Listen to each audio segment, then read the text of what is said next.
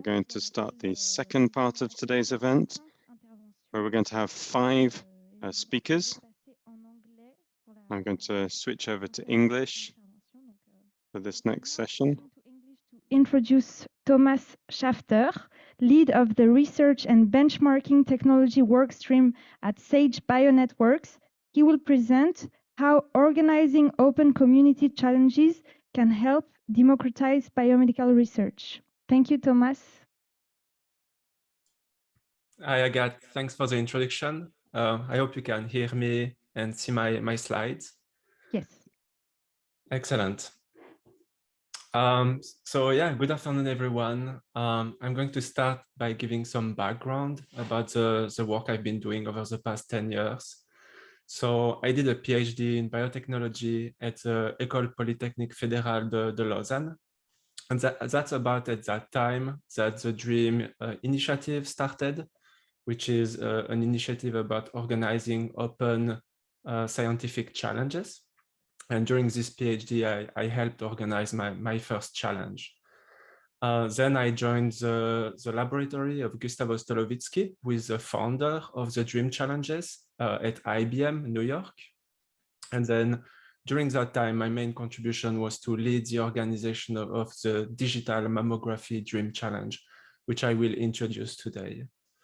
And then after the completion of my postdoc, I joined SageBionetworks as a senior solution architect, where I'm wearing 2 hats. One is as an organizer of challenges to make sure that everything runs smoothly. And the other one is as the lead of the team that is basically developing the cloud infrastructure that enables the organization of these challenges. And so our mission at Sage is to accelerate biomedical discoveries by improving methods for scientific collaboration and communication. So over the past 10 years, so Sage has had this partnership with the DREAM challenges. And in this context, our mission is to contribute to the solution of important biomedical problems, to foster collaboration between research groups, to democratize access to data. For example, in the past few years, we organized several challenges where, because the data are sensitive, contain protected health information, we cannot share this data with the participant. But through the organization of the challenge, we are able to let the world know that this data basically exists and that they can also be used for research. Another contribution is to accelerate research.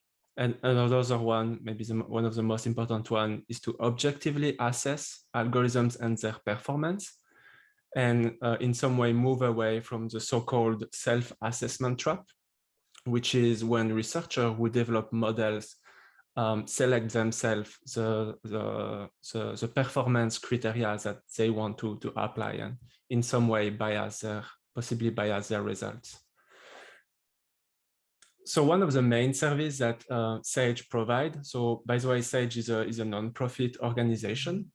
So we have developed this platform called Synapse, which we provide to basically help researchers and engineers to conduct research. So on the Synapse platform, so researchers can create a user account, teams, they can upload data. Our users also like our provenance graph, where you can see who has uploaded what data set at what time, what is the current version of the data set, who has run a notebook that analyzes some data. So you can all see that in this graph, and that way you can also give credits to the researcher who did the work. And we also provide communication to like discussion forum. And so Synapse has it's a web application, but it has also several clients in R and Python, which researchers can use in order to programmatically interact with Synapse. So here I'm giving you I'm featuring 4 different challenges which I helped organize.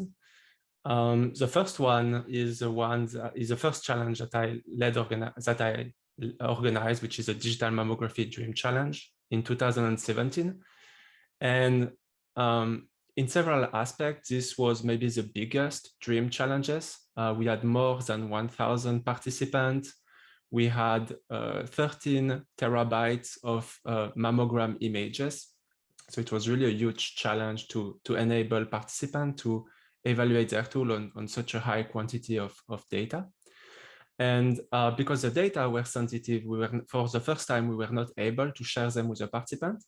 And so that's why we came up with this so-called approach called model to data, where participants submit the model to the organizer, who then run them and evaluate their performance. 2 years later, we organized our first EHR Dream Challenge using electronic health record data from the University of Washington. And the goal there was to try to be able to predict whether a patient was going to pass away 6 months from now based on all the electronic health record available for this patient. And then in 2022, we had our second EHR Dream Challenge. And the question we asked was kind of similar. So based on all the EHR data available for a patient, as well as the results of some tests, can we predict whether this patient is going to need an ICU or intensive care unit? And for the first time, this challenge is what we call the continuous challenge, which means that there is no end date. And so this also comes with its own set of challenges, pun intended. For example, we have different revision of the data as we collect more data, and also participants can make a pseudo illimited number of submissions, and this can lead to issue regarding overfitting. And last year, we launched also a new project called the NLP Sandbox, where we benchmark the performance of NLP tool. And for the first time, when participants submit a tool for evaluation, the tool is being shipped to multiple locations, different hospital, different healthcare center, where the tools is being evaluated there in parallel. And then we combine the results and we return it to the participant. So in 2017, we organized the Digital Mammography Dream Challenge. This work was done in collaboration with IBM and AWS, who provided the cloud infrastructure required to run these models.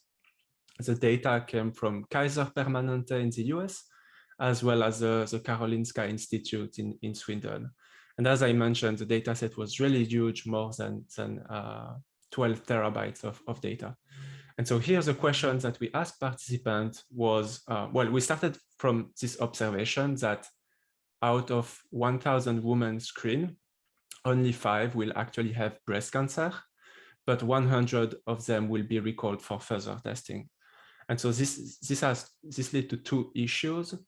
One is that this generates emotional pain for someone to hear that they may possibly have cancer.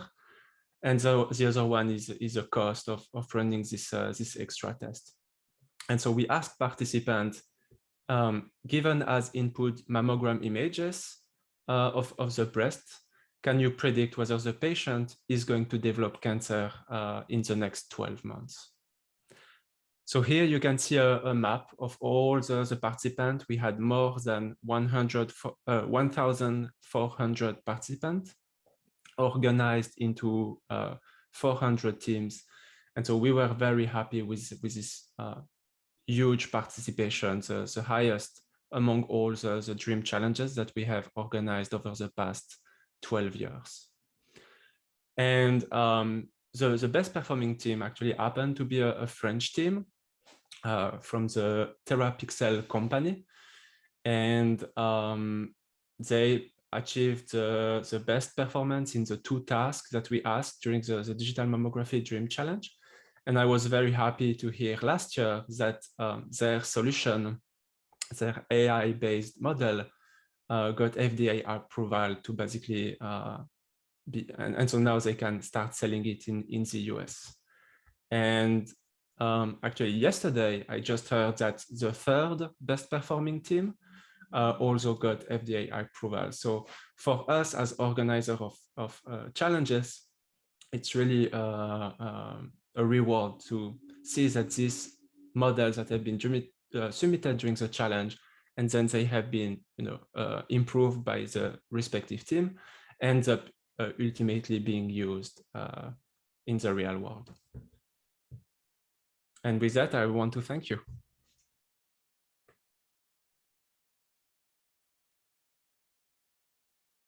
Thank you very much, Thomas, for this presentation. It's really interesting to see what can be done at an international level. So now, if there are questions in the room, please manifest. Okay, I'll just check if there are some questions online. Otherwise, we can, yeah.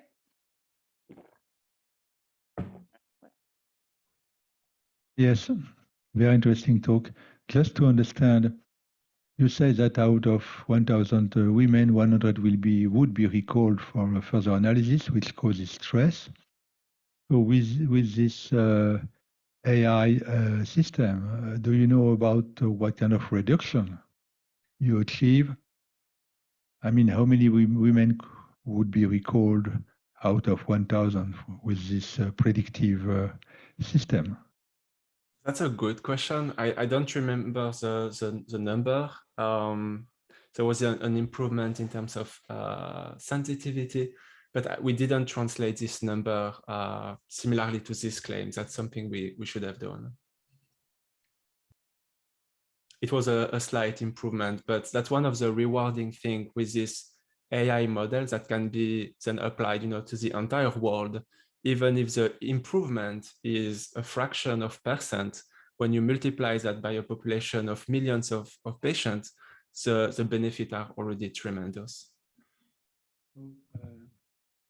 So when you say there is FDA approved, what does it mean? It means that hospital can use them to study the image and to be oriented into calling or not calling back, or making additional or not making additional analysis. Yes, so actually FDA stands for the Food and Drug Administration, and it's a required step in the US before being able to sell the tool as a service. So this step enables hospitals to make use of this tool and make decisions based on it. Okay, I understand. Thank you.